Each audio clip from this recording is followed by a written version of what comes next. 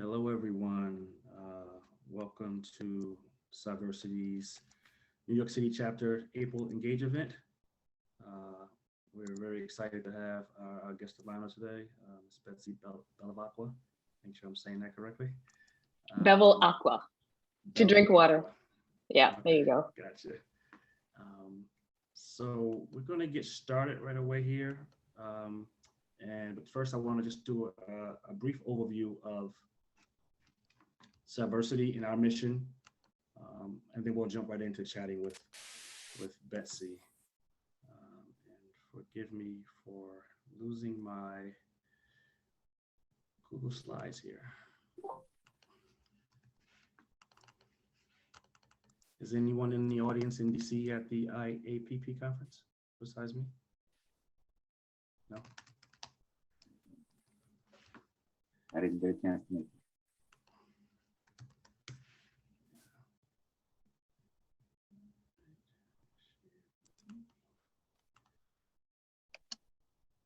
Here we go.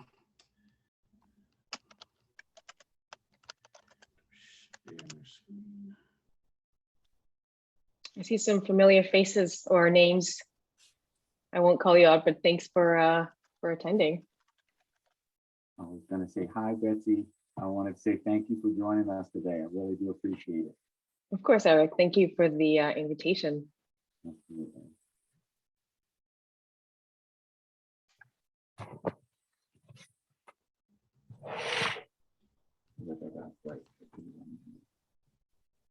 I apologize. I'm in a hotel having a little bit of technical difficulties here. Give me one moment. I should be with you.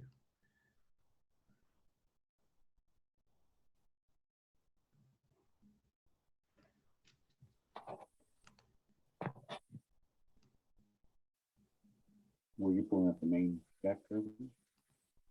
Yeah. All right. Are you able to see my screen?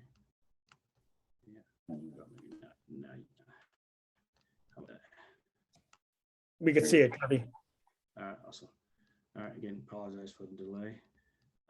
Let's see if I can change this to presentation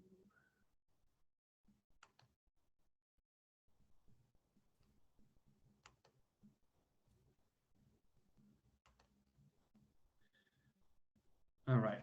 So again, welcome to our fireside chat with Betsy Bevilacqua, VP of Infosec IT and Infrastructure at Chainalysis. She was so gracious to join us, and I'm super excited about kind of chatting with her. Again, just a quick few slides on Cyversity for those of you who may not be familiar. Cyversity is a nonprofit with a mission to achieve consistent representation of women, underrepresented minorities, in the industry, in the cybersecurity industry, through programs designed to foster recruitment, inclusion, and retention. Today is part of our Engage program. The Cyversity Engage program is designed to grow, develop, and highlight careers, opportunities, and contributions of the diverse talent within cybersecurity. Some of the topics we typically cover include career development, career spotlights, transitions, leadership talks, and tech talks. We are the New York City chapter. We have chapters in Atlanta, in Minnesota, in the Bay Area. If I'm missing one, Eric, we have about 7 chapters nationally and growing. And typically with our Engage events, this is not a strict requirement, but if you join Engage events from any of the chapters, you may see some of these topics as we get through certain months. I know next month, May, we're having our Asian American panel to come chat with us. In November, we had some time we spent with some military veterans who were actually CISOs to come chat. So we will sometimes go along with the themes if we have the right guests, but generally we are sticking to those topics of, leadership, tech talks, and other topics that may contribute to the community. Nice to meet Betsy now. I will go through her intro, then I'll stop presenting slides and we can start having a chat with her. One thing I do ask that we really encourage a open dialogue and participation from our audience. So if you have questions or comments, please throw it in the chat and we'll make time for you for either you to come on and ask your question yourself, or we'll ask the question for you so we can get Betsy's feedback. About Betsy. Betsy was the former head of information security programs and operations at Facebook. In that role, she was she was responsible for driving cross-functional strategic projects, initiatives, and business operations. Betsy has 15 plus years of progressive responsibility in IT and information security, ranging from an individual contributor to director roles at some of the world's largest companies. She is currently the vice president of information security, IT, and infrastructure at Chainalysis, a blockchain analysis company in the New York City area. More recently, she was the chief information security officer for Butterfly, a medical device startup. There, she was responsible for designing and implementing an end-to-end security strategy to protect Butterfly's products, data, and infrastructure. Welcome, Betsy, and thank you so much for joining us. Thank you, Kurby. It's a pleasure to be here. To stop sharing. And again, any questions, please throw them in the comments, and one of our esteemed leadership team in New York City will pick that up and make sure we get the question to Betsy. So the first thing, Betsy, tell us about yourself. What's your origin story, and how'd you get from where you were to where you are here, where you are now? Sure. I won't go too far back, but I'm originally from Nairobi, Kenya. And I made the choice to come to the States for my university studies. I'll be honest, all I heard was New York, but it ended up being Buffalo, New York. And so in my mind, I thought, oh, it's just another borough, right? I probably should have done a better job of understanding the New York geography. But in any case, I ended up living in upstate for about 10 years. And there's where I got started on my security career. I actually fell into security because I was taking a few courses. I went to a small Jesuit school, Canisius College, and I met a professor. Sadly, she's passed on, but she was really the reason why I got into security. She was at the time an MIS professor, so management information systems, and was working on at night. She was working with the FBI on cybercrime. And so she would bring a little bit of the glimpses of the cases that she was working on. And, I was immediately hooked. And then she said, oh, by the way, I'm writing a book about information security. And she was asking for volunteers. And so I volunteered. One, I wanted the extra credit because I needed to get out of school very quickly because it was expensive, paying all those tuitions. So I would end up loading up a lot of my credits. That was my strategy to get in and out in 3 years. And so worked with this professor for a while. And then I couldn't get a job in security. This was before AWS was a thing. It was before, social, mobile, cloud, all of these things that have happened now. When I finally landed a job that was even remotely related to security was in a university, the University of Buffalo. And I was in charge of incident response. And not the entire network, but just all the hardest networks to deal with. So the libraries, and these were the times when we were still using, people still had desktops in the library. They had just rolled out wireless, and then the dorms. And this was the time when people discovered peer-to-peer. And so I was constantly dealing with DMCA takedowns, the I love you virus. I don't know if you all remember AOL. So that was my life for about 2 years. And I said, there has to be something better than this, because at some point it just became untenable. So moved on from academia, found a job in a Fortune 500 company where I got the chance to work on whole disk encryption, just rolling out really modern, what I'd call now modern day types of security infrastructure. So we managed to move the company from an IPsec VPN to an SSL VPN. And this is a company of about 50,000 people And that was, the thing that put me on the map in that company. And from then on, started digging deeper into risk management, because while I enjoyed the technical bits, I also saw there was a huge gap between translating what we were doing at the technical level into business terms. And oftentimes there was huge disconnects because, I know a lot of people here work in security, and sometimes it can be very hard when we're changing people's ability to work. Sometimes we're seen as, we're putting up barriers. And so I just wanted to help to reduce that friction that I was seeing. And I thought the best way to learn how to do that is at some of these giant tech companies. And so mostly my motivations at the time were, yes, I wanted to learn better from a tech company, but I also just wanted to get out of Buffalo because I couldn't see myself dealing with another year of lake effect snow. And so I, convinced my husband. He was born and raised in Buffalo. So, if you know people from upstate, it's really hard to get them out of there. Like it's because life is easy. It's not like New York City or any big company, big city. So it took some convincing. I started looking for jobs, and eBay came calling, and that was a lot of fun. So I was there for 2 years. At the time, eBay was probably about 20 years old, and one of the most successful tech companies in the Bay Area. Had lots of wonderful mentors, managers. That's where I really honed my craft. And then Facebook, I guess now we're calling it Meta. But its mama named it Facebook, so I'm just going to call it Facebook.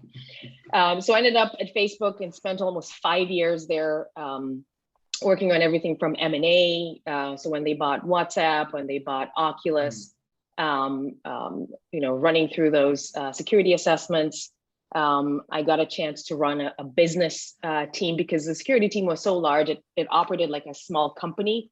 And so I had the chance to run the budget, understand all of the tooling and how we were standardizing hiring across the company, how we were surfacing risks all the way up to the board, preparing our CISO at the time. His name was Alex Stamos. Got to work really closely with him, and he actually became my mentor. So when I was done at Facebook, I said, you know what, maybe I'm ready to go back to this CISO world. And so I ended up at Butterfly, and now here I am at Chainalysis. So I'll stop there. Okay, yeah, so much to unpack there. You worked at eBay and Facebook, so I guess Google's next. I don't know if I have it in me to do another giant tech company, but we'll see. So you mentioned a few things in there that kind of caught my eye. I wrote down. You talked about your mentor. You talked about your mentor back in, I guess, in college, the FBI agent who I believe you said passed. Yes. And your mentor at Facebook. That's one of the big things Cyversity is really trying to push. We have a pretty well-run mentor-mentee program. We did our Engage event in January. It was on mentor-mentee relationships. Can you talk about kind of, your experience in terms of how you identify your mentors? I think I've heard you talk about in other talks about micro mentorship.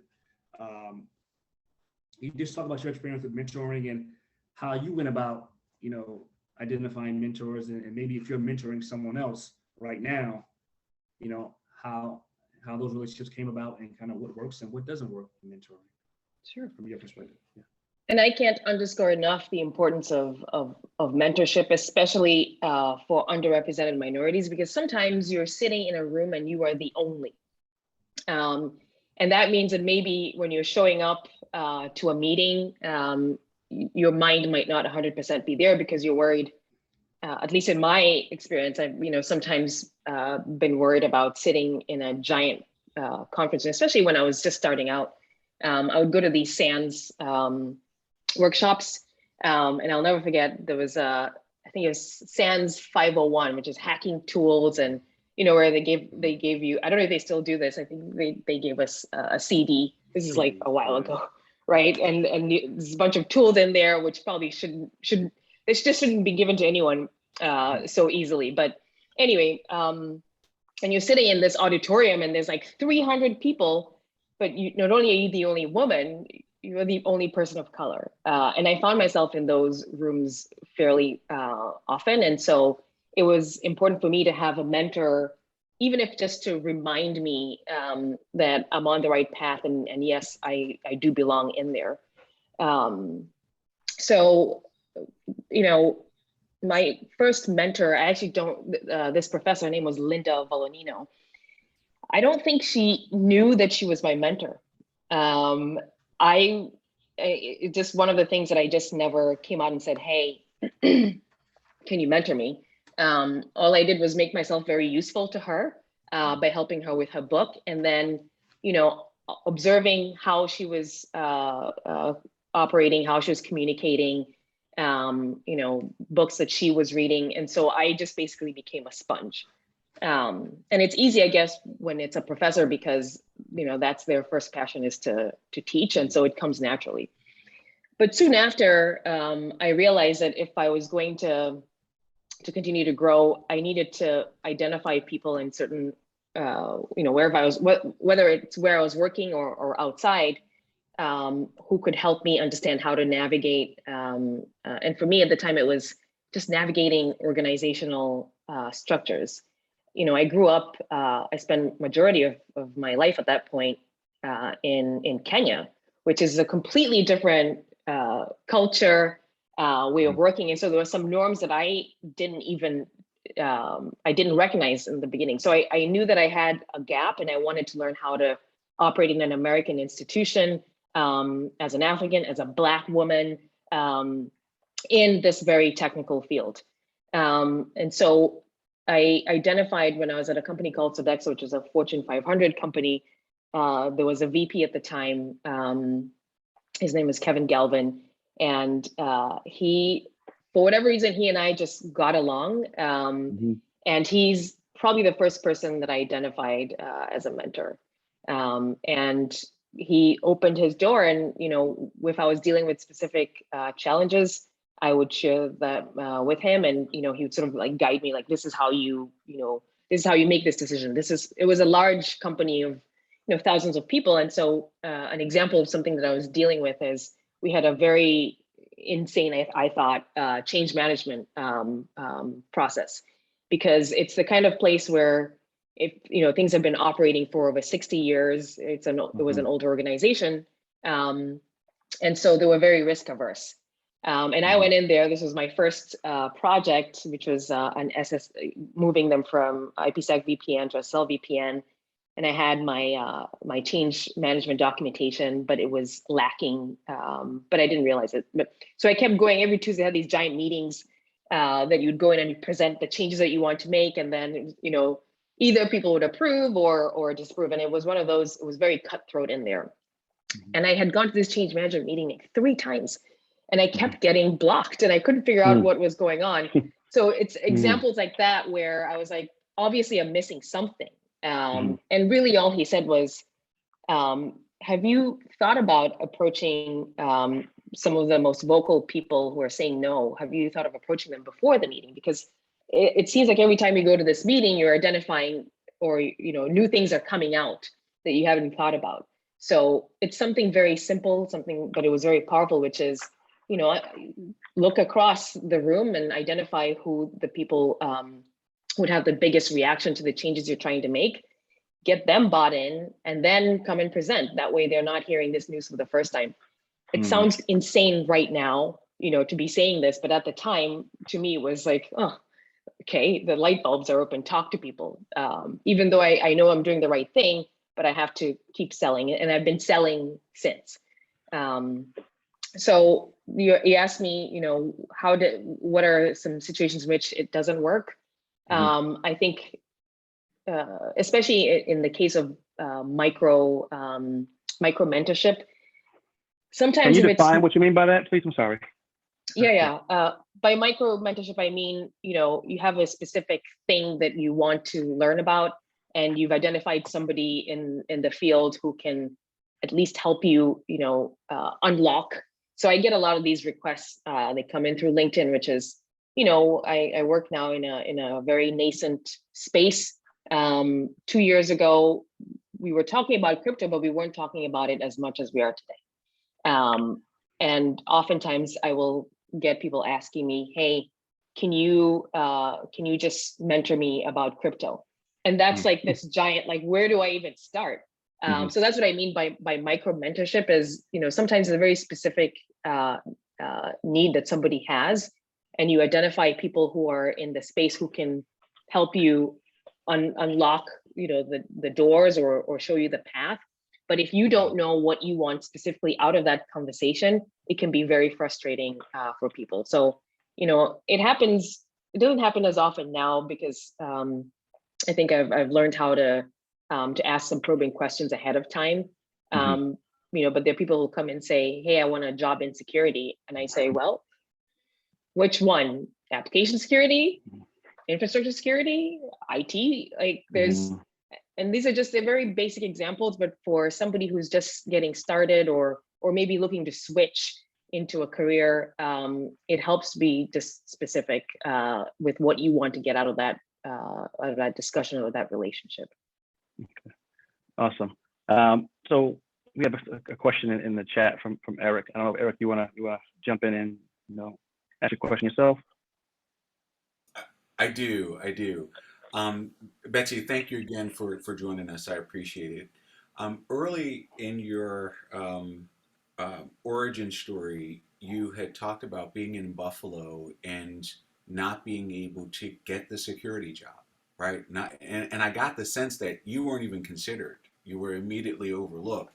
And then I heard the other side when you got to California where you were getting the top CISO jobs, right? The top jobs. And immediately after that, you go to a CISO. So can you tell me why you think you didn't get it in Buffalo and what you did that ensured you got it in California?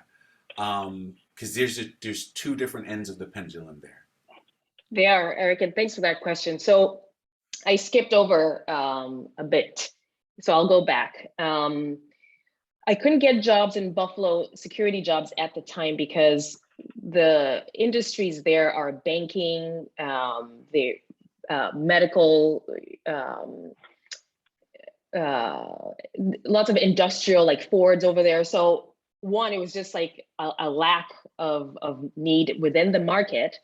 But on top of that, there was also, the other side of it, which was I was new to the industry and nobody wanted somebody fresh, a fresh grad working on security. So that's one piece of it. But I did get a job. So the way I was able to make that pivot from Buffalo to California was I joined a health insurance company, 1,000 people. This was at the time when Obamacare had just come out, and what I found was, so I was, just luck and being prepared. So at the time, this health insurance company was building its first mobile application, which is like just wild. If anybody here is in healthcare, going back in 2009, 2008, thinking about mobile apps to help improve patient outcomes was just like, you might as well be talking about, sending a rocket to the moon. So, but I saw the vision and I had, so I spent some time as a security architect there, was given some pretty large projects and budgets to be able to modernize their infrastructure. And I delivered on those. And then at the time, the person who was a CISO was moving to California. And he said, I'm recommending you for this, to take on the job, because basically you have been operating in this capacity and now there's this opportunity. And so he lobbied the leadership team and, eventually I got the job. So that's how I made that switch. But I did, when I moved to California, I did not move with a CISO job. I actually went from, being an exec, doing board reports, and I took a step back. I went in as a manager when I went to eBay. But I realized I needed to do that in order to break into the space in California. I knew that I could not parlay a job from Buffalo, New York in a 1,000-person health insurance company into a CISO role in a fast moving tech company. Those were just two different roles at the time. And I knew I had to humble myself. I mean, I remember in the interview process for eBay, one of the interviewers looked at me and said, "Why would you do this? Why would anybody do this?" And I said, "I feel very strongly that this is a great learning opportunity for me. It's not about, like, yes, I love the title and the pay that came with it, but if it means that I have to take a step back and learn and then, be able to pivot, then that's what I'm going to do." So it was a gamble. It paid off, but I will tell you, it was really hard. We left Buffalo. We had a nice house, all the trappings of middle-class life. You got your car. We hadn't started having children at the time, but that was, on the plan. And we sold everything. We packed up our car and we moved into a 2-bedroom house in San Jose, California, near the train station. Wow. Hearing the trains running all night, like it was a huge, huge risk. But I'm glad I did it. And if I had to do it again, I definitely would do it. I would do it. Thank you. That's helpful. I appreciate that, Betsy. Thank you. But would you say that that was an exec that recommended you for the job? Was he a known? He sounded like he was your sponsor. Was he a known sponsor? Was that someone you had a relationship with? Was it he was just maybe a sponsor you didn't know about, who was watching you work, and decided you were worthy of this position?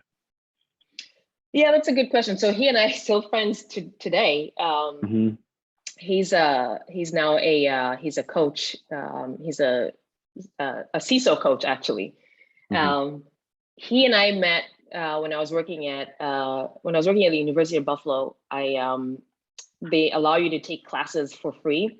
And I had, at the time, lots of, when you work at university, like there's lots of free time, because even though it was crazy on the networking side and dealing with those incidents, there was still lots of downtime during the day to go and pop into a class if you wanted to. And so I saw a professor, I forget the name of the course. He was just something to do with security. And I was like, well, I want to audit this class. And that's where I met him.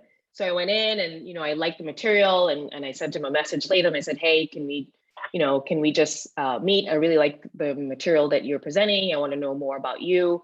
And from there, we just, we hit it off. And when the time came that I was getting ready to move, I actually saw that they had posted a job on their on the website at Independent Health, which was the name of the health insurance company. And I said, can you tell me more about this job? Who's the hiring manager? He goes, well, I am. I said, why? I said, well, I'm interested. He said, well, let's get you set up for an interview. Come meet the team. So that's how that happened. I don't know if he, we never really talked about him being my sponsor, but now that you say it, that's the capacity he was operating in by saying, hey, she's been here for this amount of time. She has delivered on these projects and, is best placed to succeed me in this role. So yeah, I guess he was my sponsor. Okay. Awesome. I love the answer to Eric's question. You mentioned that you were lucky, but you were prepared. And that's something we're trying to do, right? We are trying to bring, when I say we, Cyversity, bring opportunities, education, and to the community, particularly those who are new to cyber and are trying to get into cyber. And you mentioned when some people reached out to you from a mentor-mentee perspective. They asked about, they want to get into cyber, and you said, which part of cyber? I want to pivot the conversation a little bit to those people, whether they be older or younger folks, or where would you say, for someone who is maybe not super technical, who hasn't been in IT for 10 years or 20 years, is the best place to try to get into cyber? That's a good question. So I've actually successfully managed to help one person. She comes to mind. this is somebody I met when I was at Facebook, and she was working on the public policy side. So she was, Facebook has a lot of challenging policy questions and globally. And she was, I think, a Gates scholar, and just, had lots of experiences working at the State Department. Like, when you talk about geopolitical risk, and like today, I bet you if you just pulled her aside and said, can you tell me what's going on in Russia and Ukraine, she will give you the whole backstory. So that's her background. She's just, I think her degree was in international relations or something related to that. So anyway, so I get connected with her.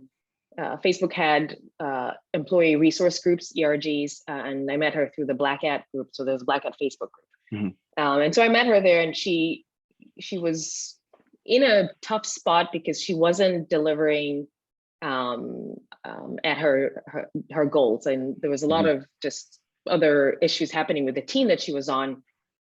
And she was saying, I've come at a crossroad, and I'm looking to leave the company or change my role. And so I got to know her a little bit better and understand, what her strengths were.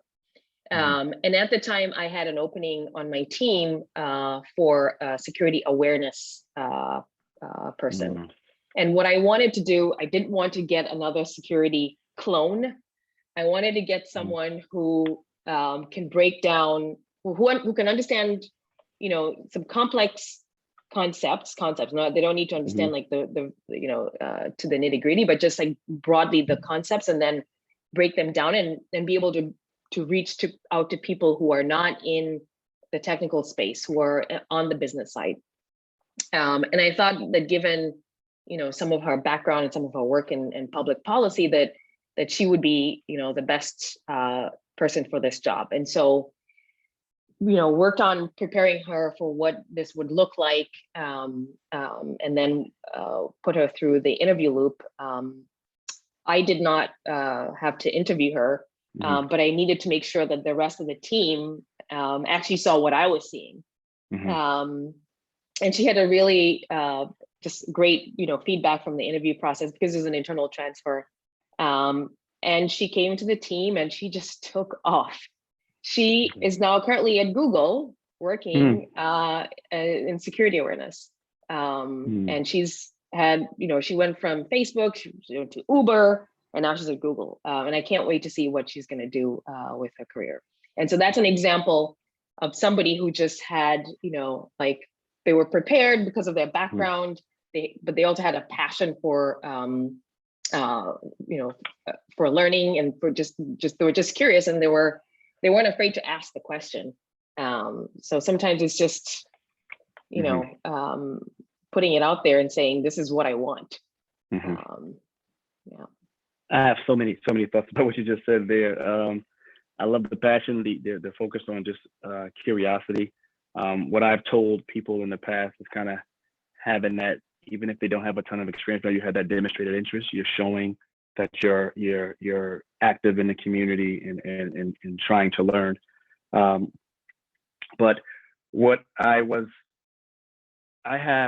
we have a program we are starting up here in our New York City chapter that Eric had to drop, but him and Doyen are helping us lead, is a risk assessment professional program. We're trying to bring folks who are new to cyber or just want to transition within cyber and help them become certified risk professionals under the ISACA C-Risk. So that's something we are very passionate. I have a few folks on our leadership team who are in transition. I consider security awareness a part of that. When I ran my GRC team, we had security awareness under our umbrella, but we had not thought about that. We really been focused on the risk aspects of it, and actually security awareness may be a good place that we can actually look into. The other thing you said, you talked about the question, do you? Yeah.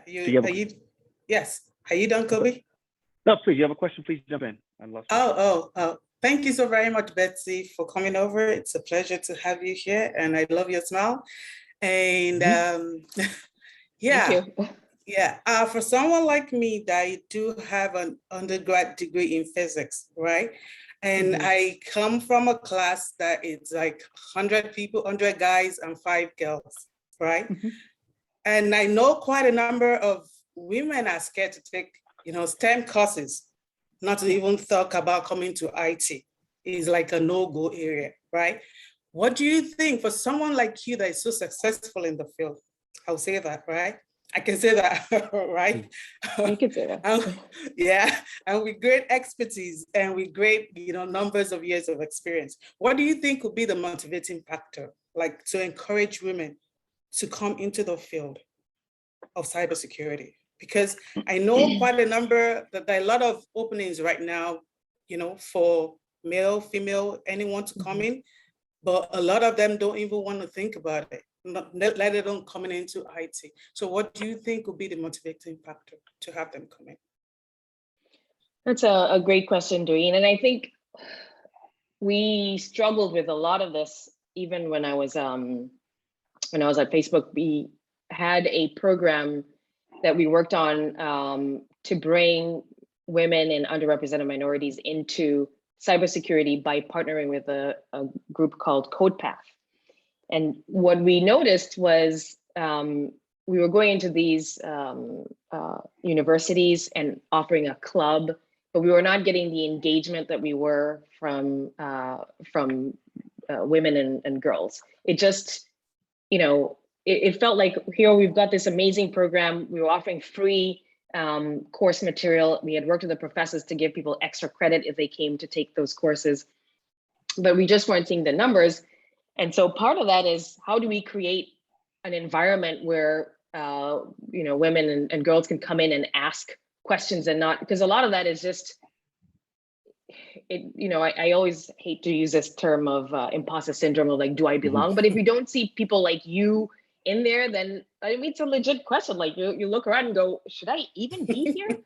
Right. And so there are tons of now today, like Women Who Code. WISIS is an organization that I love, by the way, Women in Cybersecurity, and they do an amazing job, right, of making it easy and just, palatable to go in and say, you know what, I want to learn how to do a CTF. I don't want to put myself out there and go, like that example I gave of the SANS hacking course.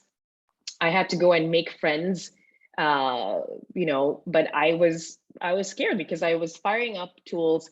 I knew a little bit about how they operated, but there's a capture the flag component to that course.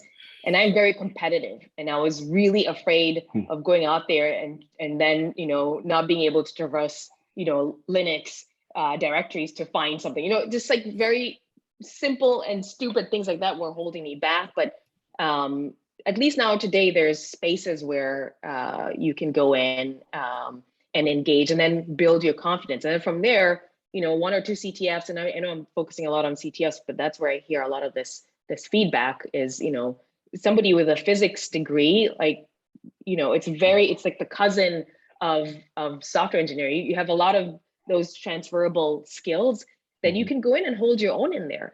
But, sometimes you just need a buddy, and there are organizations out there that are driving towards getting that to happen, which is, I think it's great. I mean, there's even one of my colleagues from eBay created, I think she's the one who created the Girl Scouts badge for cybersecurity. So we're going way back, going into, they're 6-7 years old. I think you're eligible to take it when you're 7. So I'm waiting for my daughter to turn 7 so I can, we can work on the cybersecurity badge with her. But, it will take a lot of effort just to send those messages. And every time I see this online when they're talking about cybersecurity and it's a guy in the hoodie, like these images don't help us. They don't help us. They don't look like us. And so part of that is just, we have an image problem, and then it's just opening the door and making it, such that it's not a bunch of wizards sitting in a basement. Like a lot of cybersecurity is actually very basic problems, like ransomware, patching, the very, very basics. It's those, yes, they are the elite vulnerabilities that people have identified, and they are geniuses, and we should give them their credit. But a vast majority of the issues that plague companies today is the basics, and they're easy to describe, but they're hard to do, because oftentimes they mean that you have to change your priorities. And when you're a business, your priority is making money and getting the value for your shareholders. So then we come in and we have to make the case, no, we're actually here to help you protect that value that you've created. And oh, by the way, I need you to do these 10 things, and it's going to cost you X amount of money. Sorry, I went a bit on a tangent there, but I'll pause there. Yeah, thank you so very much. That So was really good. I'll ask a follow-up on that. And Dorian talked about people not wanting to apply to cybersecurity, and just even beyond cybersecurity, do you see that women, or maybe even minority women, are more likely not to apply for jobs where they are not almost overqualified for, right? They're scared to apply for a job, or because it may have a few requirements that are not in their toolhouse. And you rose the ranks pretty quickly. Did you have to overcome that fear? Was that never an issue for you? And how do you coach women, or how would you coach women, in that same situation right now, to kind of just throw their hat in the ring? Because I think there does take some courage to do that. It does, and I still do it. Okay. It's like I don't want to sit here and say that I've cracked the code of how to apply to jobs and get the top jobs. There are still rooms that I talk myself out of, because I look and say, they want 30 years of blah, blah, blah, and I don't have that. And I think it's a pretty well-known or researched phenomenon where, I forget what the percentage is, but the women will literally, you get the job description and you have a highlighter or a check, and you're checking off. But on the other side of it is, I do a lot of hiring. We've grown Chainalysis now. When I started, it was me and a couple of people, and now there's like 33 or 34 of us on the team. And when you're writing a job description, it's a wish list. It's like, what do you want for Christmas? If you find that person, wow, amazing. But there are always trade-offs. Like, that's the thing when we're sitting down and looking at a slate of candidates, we're going to find the one who has the closest to those requirements. Very rarely have we hired somebody who checked off all the boxes. And so that's something that, it's a constant for me going, people will bring me opportunities, and I'll look and I'll say, oh, I don't know if I can do that job.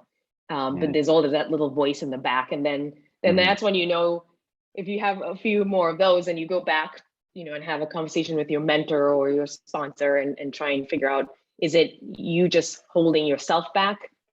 Because for every one of these, jobs, there are people who are first-time CEOs. They had to just step into that. And I have seen people, and I have also pushed people into roles that they were not ready for, because I saw something in them that they didn't see. And sometimes somebody has to just show you and say, you can do this, I'm here to support you. And sometimes it's worked out well, and there are times that it doesn't work out. So you mentioned, do you still have mentors and sponsors? You mentioned some of your mentors are still around. Do you still have mentors that you check in, or like your personal board of directors that you go to for your questions? Yes, I think somebody's saying there's a voice in the back.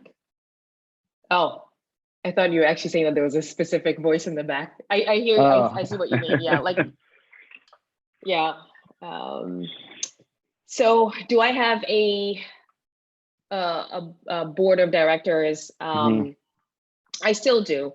And although that is now, the type of support that I'm seeking right now is a little bit different, because what I've realized is, one, I spent majority of my time in California. That's where I can say where I built my career. And now I live in New York, and I realize that this is a completely different environment, and I haven't done the work to identify. So it's mostly around networking, but in order to do that, is also identifying who are the people in this area who can open doors, but also have to decide what doors do I want to be opened, right? Because again, it goes back to the whole like starting again, like go and approach somebody. Can you help me can you help mentor me? And I'll be transparent. The thing that I'm looking for right now is the SEC has this, I guess, what is it, is a bill, and they're looking. It's a proposal to have people with cybersecurity experience serve on boards. And so everyone in this room, we have this opportunity, if we take it, to be able to influence direction of a lot of these companies. So I don't know. I think there's a comment period for it, and so I'm looking at that and going, what do I have to do in order to prepare myself for those kinds of roles? That's like the next chapter.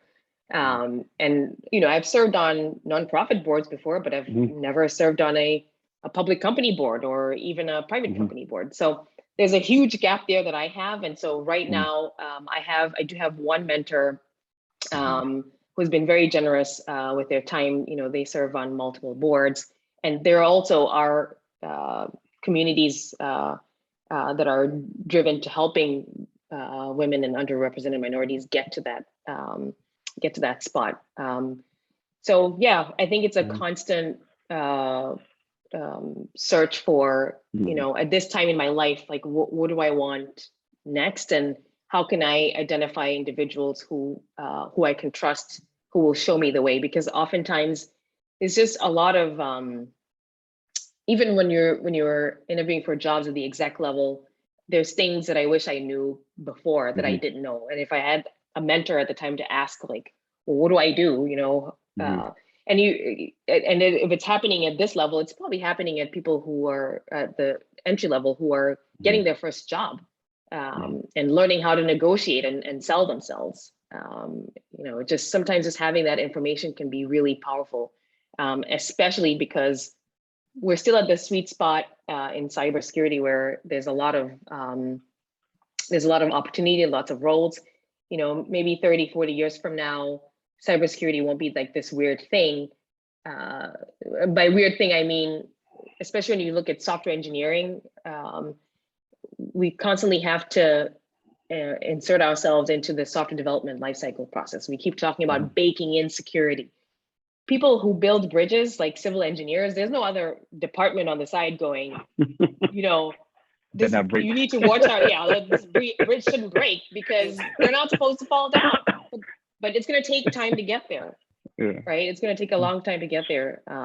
So in the meanwhile, we're still in this sweet spot where we can, the opportunities there, prepare yourself, and then, hopefully land in a spot that is fulfilling.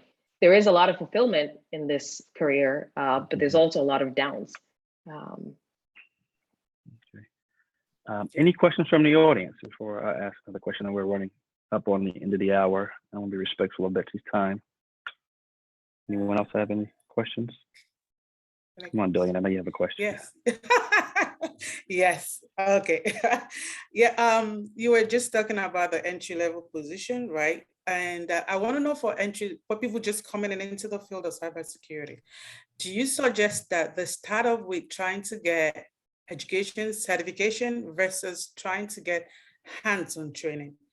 Because what happened with most of this entry-level position is they tell you it's entry-level, but the job description says 5 years of experience with CISSP, CISA, with all those managerial certifications.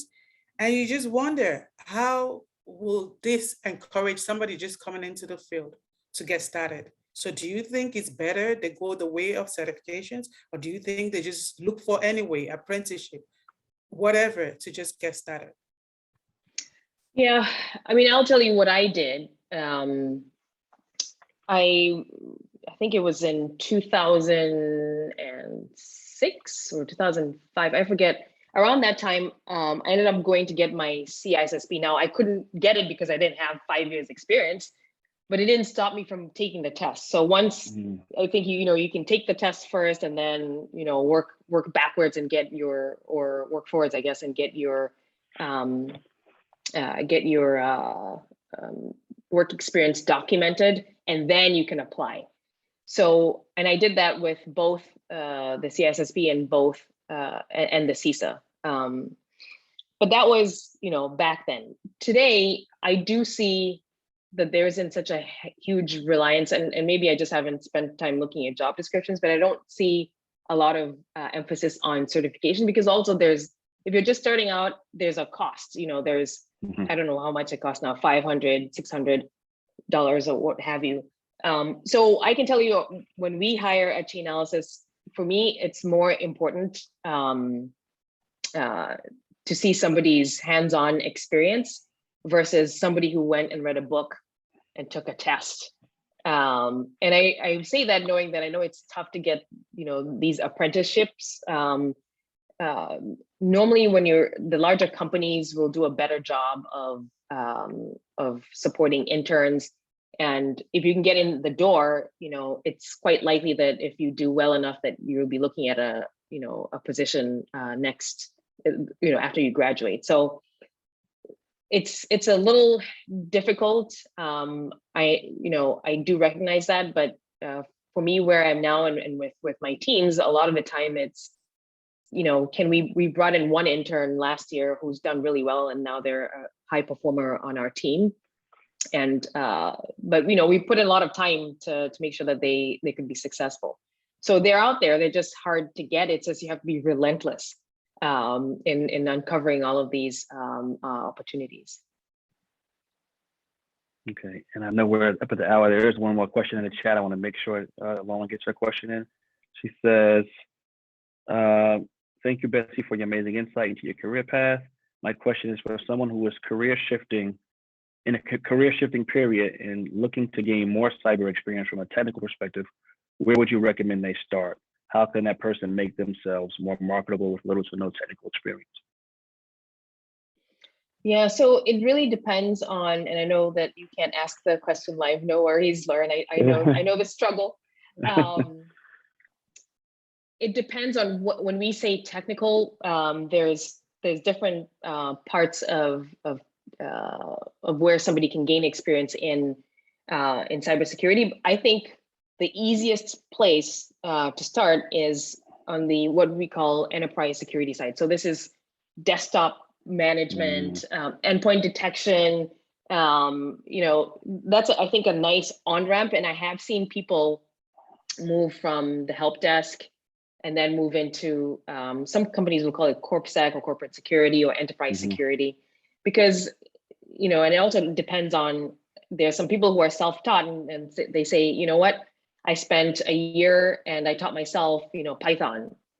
Okay, then there's a path there to look at application security. But if we're starting from zero, then I would say just understanding the basic concepts, and starting off at that corporate security, and then building skills from there. And that's a long ramp. Some of the folks who work on cloud security or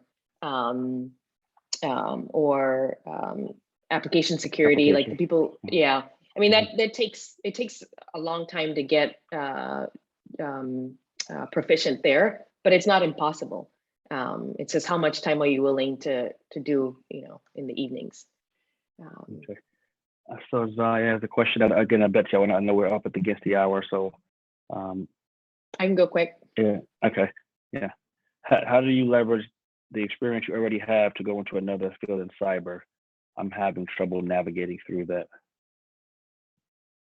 To get into another field. So it depends on how far that field is, and without the specifics, it's a little hard for me to answer.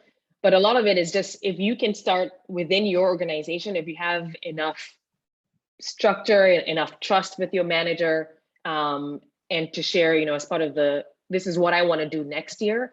If you have that relationship, then great. And I say this, and I know that not all organizations operate in this way, but it just depends. Or understanding, what does it take to move from, I'm just going to give an example. Let's say you want to move from security awareness to GRC.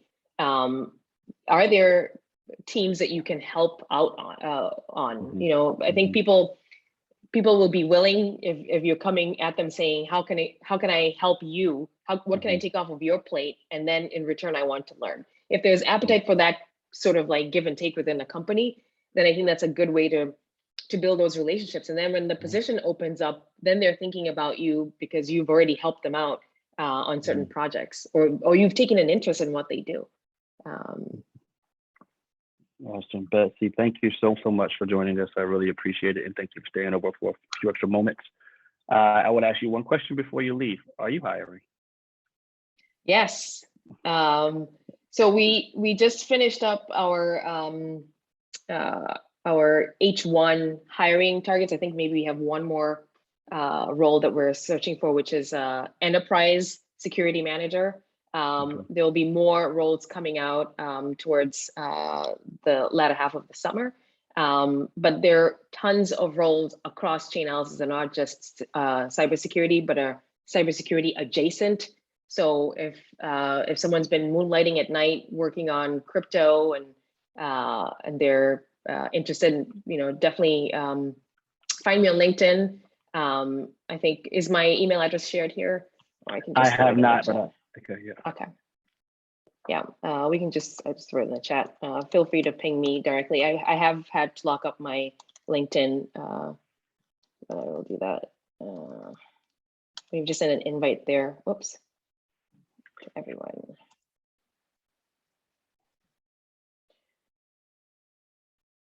Okay, yeah, I see that. Okay. All right. All right, that's awesome. Again, thank you so much. Thank you all for attending. Again, this chat will be on our YouTube channel. So if you have anyone that missed it and just can't wait to hear Betsy speak, you can direct them to that place. And again, thank you all for joining us. Thank you. Have a great day. Thank you all. Thanks for the time. Thank you. Appreciate it. Thank you, Betsy. Thank you, everybody. Thank you. Thanks, Bye-bye.